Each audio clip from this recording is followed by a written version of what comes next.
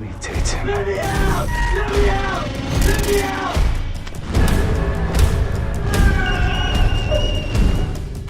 Let me out!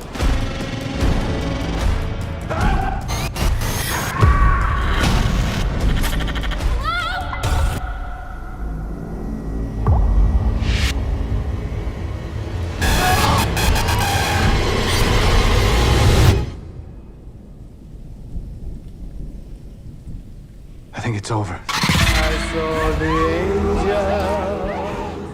My character, her name is Bianca. She is a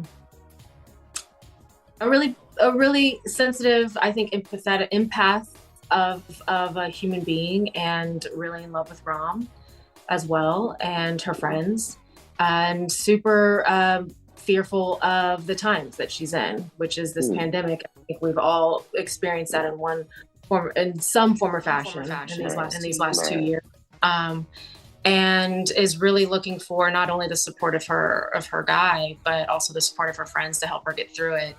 And through that, starts to get stronger and get her own strength in that to overcome her own fear. So it was very much a joy playing her, and to do the dance, Joseph Sikora. Oh man, right back at you, Annie. Having a great dance partner always makes that dance easier and more fun, especially when I'm playing a character like you haven't seen me play outside of on stage for a long time. And that is Rom is a successful historical novelist who has incredible success with his first novel. So to follow that up, he really needs to buckle down and have something incredible. So he's trying to get a bit of a twofer, because Rom decides to bring his girlfriend, who he loves very much and probably has intentions of making her an honest woman, but fear sets in. And then fear sets in a big way. We're also dealing with the aftermath of a pandemic in a fictional world, but just like we're all starting to get tired because of the burden of this strain and that strain of the COVID, our characters in our film are dealing with that same burden and strain of a fictional pandemic that's happening within the borders of our film. But how does that pandemic affect us in the mind? And how does our mind affect what happens to us physically? And that's the exciting part of the film that we can all relate to. The foundation of his crew, and he has always, responded to his crew believing in him so much, and having so much kind of faith and belief in his decisions and his capabilities, and not having that has become, his true fear, and how he responds to the absence of that is very interesting, and what causes him to become aware that there is an absence of that is, that's intriguing.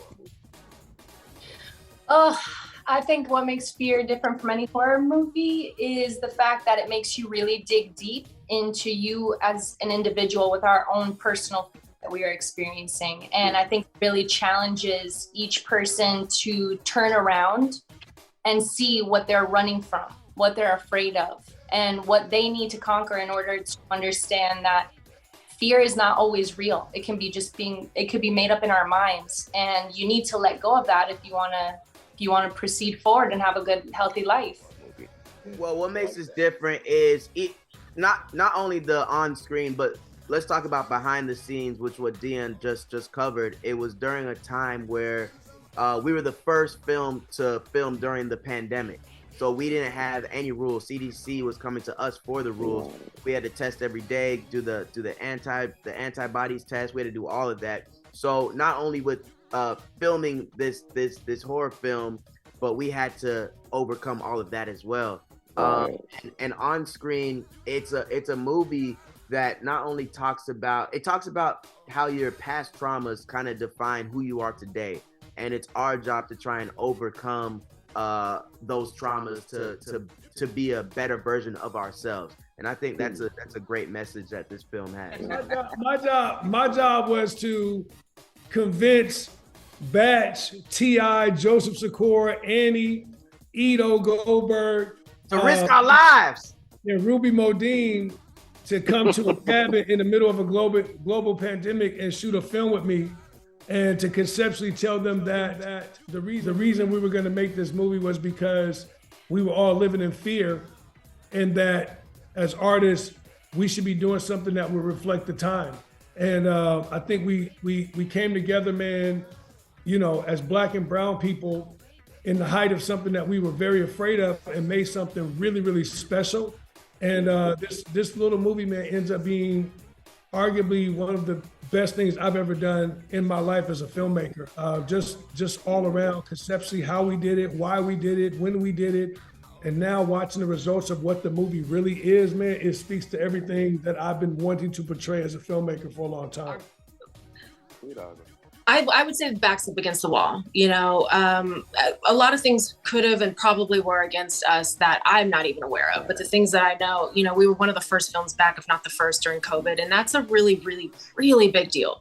To support the arts of especially like a Black-owned business, Deon and Roxanne, and just OGs in this business, I think is necessary for sure. We need to amplify those voices. And lastly, we put together a really great film. Everybody brought it. It is scary. There's love. There's fear. There's I don't know if I can say this other part, but there's some jumps and some scary twists and turns along the way. And it's an entertaining ride, but with a message too. I mean, you've got the entire package. Yes, listen, this is the scariest film you're going to see this year, period. So go out and see the damn film. Bring your friends, bring your family, because this is about friends and family. And you're going to be like, oh, that's like my sister. Oh, that's like my brother. Oh, that's like you. No, that's like you. That's your fear. Are you scared of that? You're scared of that. So you're going to be pointing. Everybody, it's very relatable and it's scary as hell. Deon has done an amazing job. Hidden Empire Films has a big old hit on their hands, and you're going to see at the end of this month. Totally. Yeah, I love that excitement. I can't wait. Well, thank you guys for taking time out. We have to wrap, unfortunately. But again, I can't wait to see the film. Both of you two are amazing in everything you do. So continued success. Thank you, Aries. Man, I would just tell you, man, number one, go see it because the movie is hot. It's scary as hell. And we have, you know, I was just telling somebody, man, the last movie I seen in the theater, I was like, yo, that shit was crazy, was Smile. And I was like, man, when I seen Smile, I was like, yo, I can't wait for people to see Fear based on the fact that we have the same energy in terms of the jumps and all those things. But what I think is really cool about Fear is it has a centerpiece and a messaging piece like Get Out. It says something. You will come out of there being like, yo, okay, I've seen exactly what they're saying and why they're saying it, along with all the screaming and yelling. But more importantly, man, I've been educating people on what fear really is. And the fact is, false evidence appearing real. So whatever it is that you believe in your life is real and you manifest that, it becomes a reality. So if you feel like you're not gonna get that job, if you feel like you can't get out of that relationship, if you feel like your company can't grow, if you feel like you in a position where ain't nobody listening to you, these are all moments in your life where you're manifesting fear. And that's what the movie's about. And the reality is, how do you overcome that? How do you beat that? And what we're trying to say is, pay attention to the movie, because there's one thing in your life that could beat everything that you are afraid of, which is faith.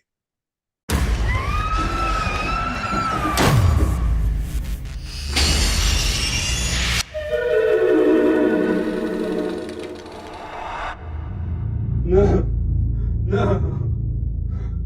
I saw the angels standing around. Slowly gray.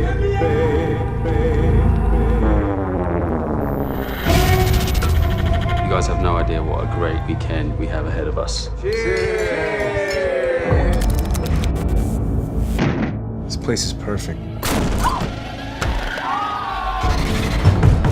We came here for a show, man. No light to mirror.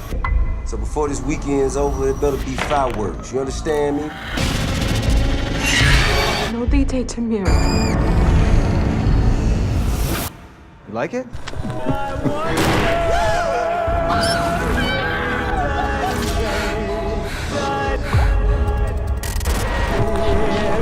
It's playing backwards. I'll meditate him. fuck are you talking about? I'll leave Tatum. Let me out! Let me out! Let me out!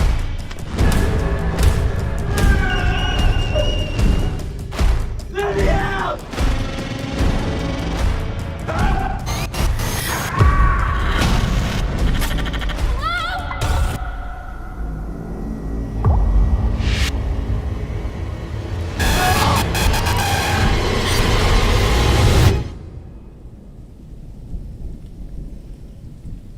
I think it's over. I saw the angel